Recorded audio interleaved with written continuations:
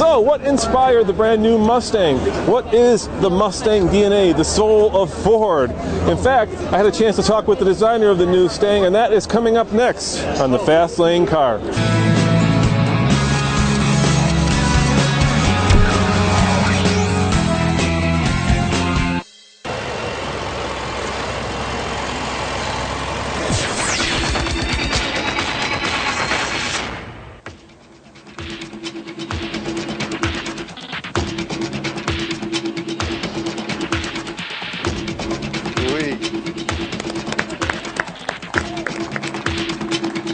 All right.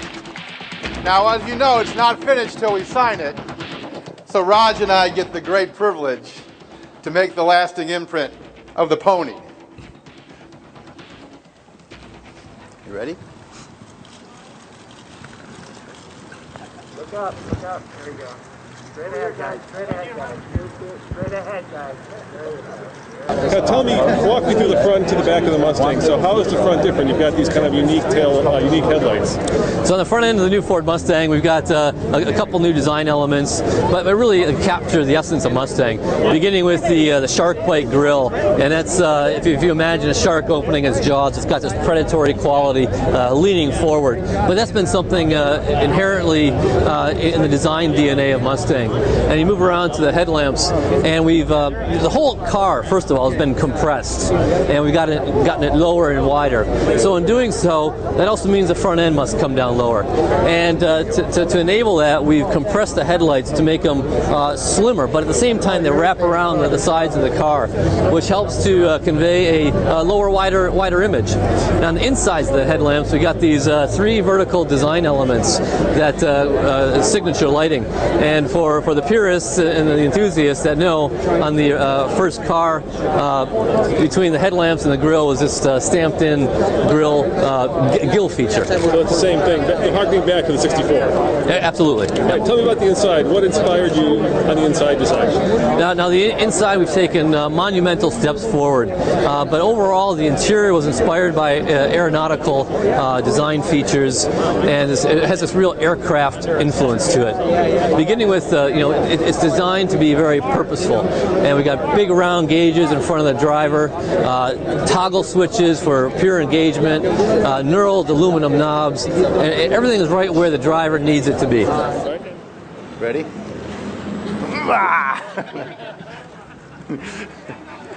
And the sun came out.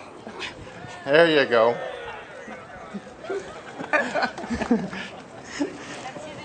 I weigh more than you do. Oh, we got more work to do.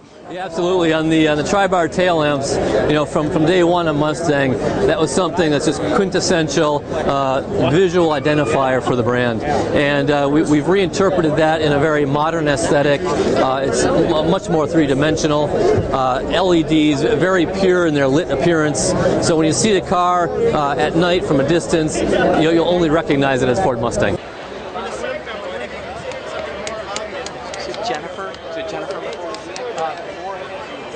And the big news, obviously, is independent rear suspension. How important is that to the buyer base?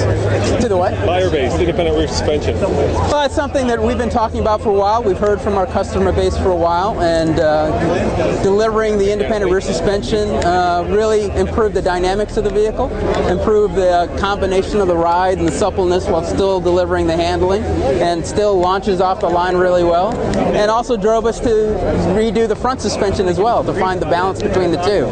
So I think our customers are really going to like it. I would love to have you sit in this car. I'm Doyle. I'm actually the designer for the interior. Yes.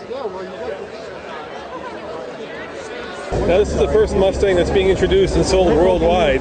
So obviously it's hugely popular in America. What other markets do you think that people will take to the Mustang? Well, it's interesting. Mustang's got 5.5 million Facebook friends. More than half of those are actually outside of the U.S.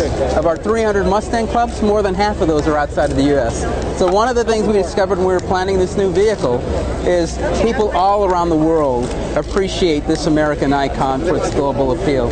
So it was actually a pretty easy decision to take this vehicle globally, leveraging our One Ford plan. How do you like it? Good. Yeah? Give it a thumbs up? Yeah. Would you like to race it? Well, I think, yeah, obviously I would. I've tore up a lot of cars. Don't tear up this one. It's one of the only ones here. My favorite part of the car is actually what we've been able to do to reproportion the car, getting it lower, wider, and that's captured by also a much more sculpted body side, where it's got a lot more dimension to it. So the whole proportion of the car has changed significantly to create a very modern, fresh image to take the car forward for the next 50 years. Now, when you were designing this, you were designing it for the entire world. Did that have an influence on the look of the car, or was it very American? Well, we knew we were going to take the car globally, but first and foremost, the car has to be Mustang to its core. And people love Mustang because it is American, so we didn't want to abandon any aspect of that whatsoever. There's certain aspects of Mustang that have to be there, and we capitalized on that from both a performance standpoint, features and content, and aesthetic standpoint. And what is Mustang DNA in your mind? What's the quintessential Mustang? Mustang is really about freedom of expression, independence, and being able to hit the open road and get that right foot really pressing down on the floorboard. But we have high hopes for the vehicle in China, in Australia, in Europe, and so we'll see numbers that'll certainly satisfy those enthusiasts there. Now, is that why you're bringing in the turbo, because of the other markets? I mean, obviously Americans love V8s, but I guess in Europe and other places, fuel efficiency is key. Well, I think the combination of the power, the torque, and the fuel efficiency is becoming pretty popular all over the world, not just Europe or not just in Australia, but here in the U.S. as well. So we've got high hopes for that powertrain all over the world. And you said one of your first cars was a Mustang, so when do you take yours? When do you get delivery of yours? Yeah, well, I've been driving this vehicle for quite a while now, a lot of prototype drives, and even this vehicle right here. So I hope to take mine, pretty soon as they're on sale. And when do you get yours? As soon as it becomes available, probably late next year. All right, now that's a 5-liter, the GT. What distinguishes it from a style perspective? Well, the GT, there's a couple of design differentiators, beginning with the hood and the grille. So on the grille, we've got a grille exclusive to GT. It has 2 vertical bars in it. The grille mesh is set further rearward than the other cars. It also has hood extractors, and this helps to exhaust hot air from under the hood. As we move around to the back of the car, between the tail lamps is a very big, pronounced GT signaling the car. And on the body side, of course, we got the classic 5.0 badging. Lower, faster, and of course wider. That is a recipe that has sold muscle cars throughout the ages, and Ford took that recipe and improved upon it. As always, this is Roman reporting for the Fast Lane Car. Thanks for watching. Remember, subscribe for a new car video every day. Ciao!